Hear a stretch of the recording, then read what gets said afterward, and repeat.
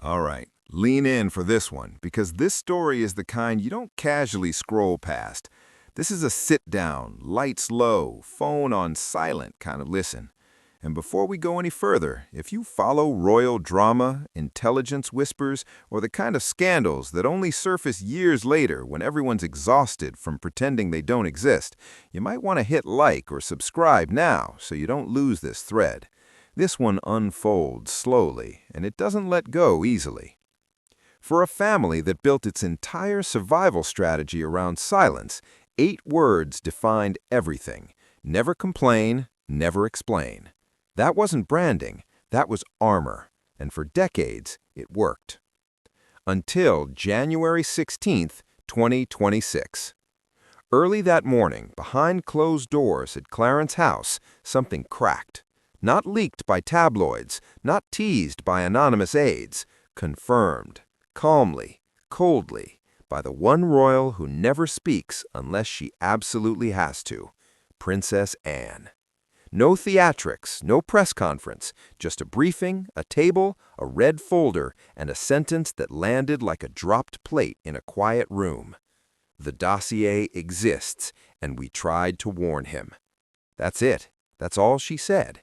And with that, decades of carefully managed narrative began to unravel. Within hours, British social media was on fire. Anne was right started trending alongside Saudi Dossier. Palace corridors reportedly went silent. King Charles was described as wounded, not shocked. William walked out, jaw clenched, already 10 steps ahead in his mind. And Harry? Harry disappeared. Now here's where this gets uncomfortable, because what Anne confirmed wasn't just gossip or recycled online theories. According to sources close to that briefing, British intelligence had concerns about Meghan Markle long before the wedding, before the interviews, before the global branding era. And not for the reasons people argue about online. Not race, not class, not headlines. It was about access, money, movement, networks that didn't line up with the public story. Back in late 2016, when Prince Harry began quietly dating an American actress, standard procedure kicked in. Any romantic partner of a senior royal goes through vetting.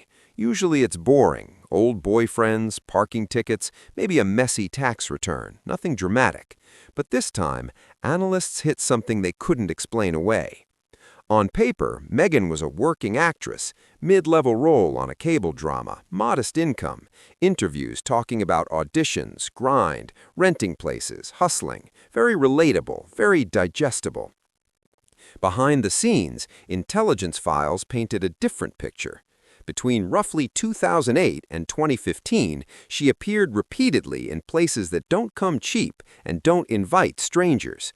Mediterranean superyachts, Monaco during peak season, 5-star hotels during F1 weekends, private events hosted by Gulf financiers, art brokers with Russian ties, and people who never appear in IMDb credits. We're talking about travel and accommodations that would bankrupt most actors, even successful ones.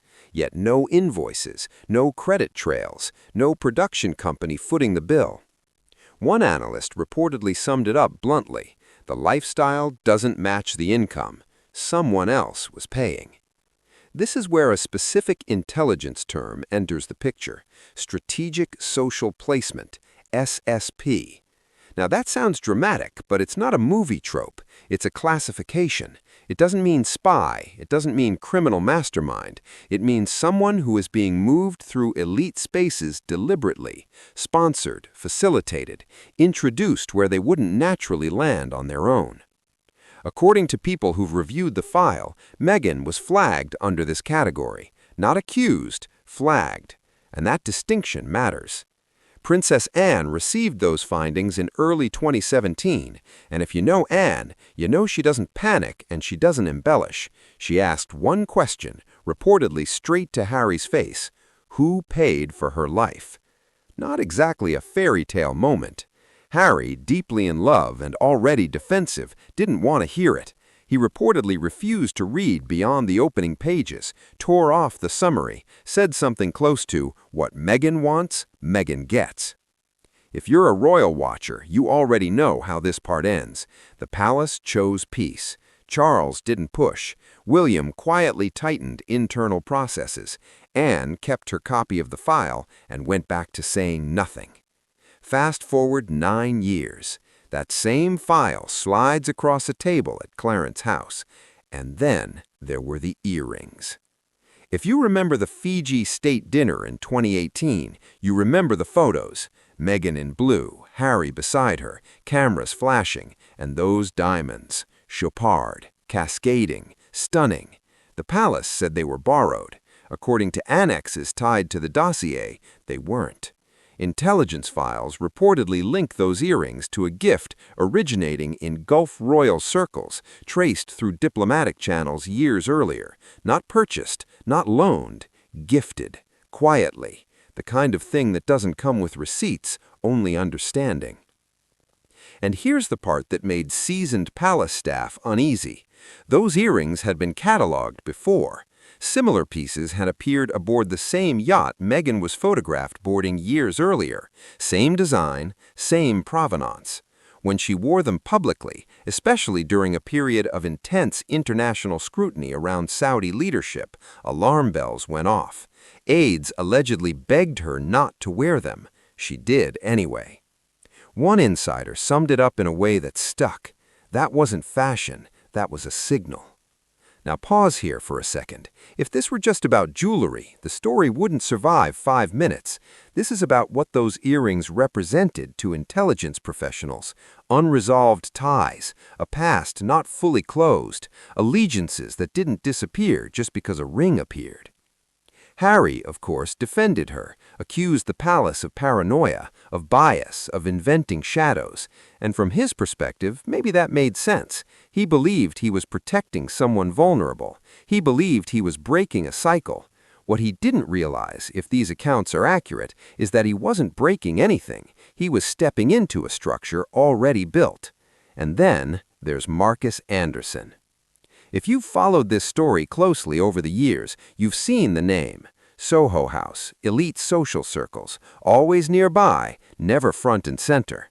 According to intelligence profiles referenced in the dossier, Anderson wasn't just a social connector. He was a facilitator, a gatekeeper, someone who knew how to place people where power gathers. He reportedly arranged Meghan's access to key events years before Harry, including the Soho House Istanbul opening, a gathering described by analysts as less party, more soft power crossroads, Gulf royalty, cultural influencers, people whose business cards you don't photograph. Her name wasn't on the public list, it was added manually. Analysts described that weekend as a turning point, not a lucky break, a graduation.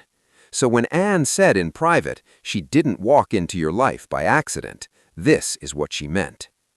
Now let's talk about the aftermath, because this is where the story stops being about institutions and becomes painfully human. When Anne's confirmation became public, Harry reportedly received the news early morning California time, and according to people close to the situation, Harry's reaction wasn't anger, it was silence. The kind that scares people in the room. No shouting, no denial, just staring at the floor. By midday, he was isolating, not eating, not answering calls. Meghan was reportedly elsewhere, engaged in a public branding event. Contact between them, if it happened, wasn't immediate. One former palace aide put it in terms that hurt to hear. He realized the people he thought were his enemies had been telling him the truth, and the story he built his entire identity around collapsed. And the palace? Still silent, but not inactive. Behind the scenes, William reportedly approved sweeping new protocols, enhanced vetting, gift registries, clear bans on unattributed luxury. Call it a firewall, call it a scar, call it learning the hard way. This wasn't about revenge, it was about making sure the next generation never walks blindfolded into the same trap. Public reaction has been split, predictably. Some call it overdue truth, others call it establishment cruelty. Polls suggest most people believe the monarchy acted correctly, but even critics admit the evidence trail is hard to dismiss. And hanging over it all is one question that royal watchers keep circling back to, quietly, uncomfortably. Does Harry owe Princess Anne an apology? She never chased credit, never went public. She said her piece once and waited. 9 years later, history caught up. There won't be a tell-all from Anne. No interviews, no documentaries, just silence, the kind that feels heavier once you understand it. If you made it this far, drop a comment. I want to know what you think. Was this inevitable? Was it avoidable? Or was it always going to end this way? And seriously, thank you for spending your time with me on this one. These stories only work when we slow down and really listen.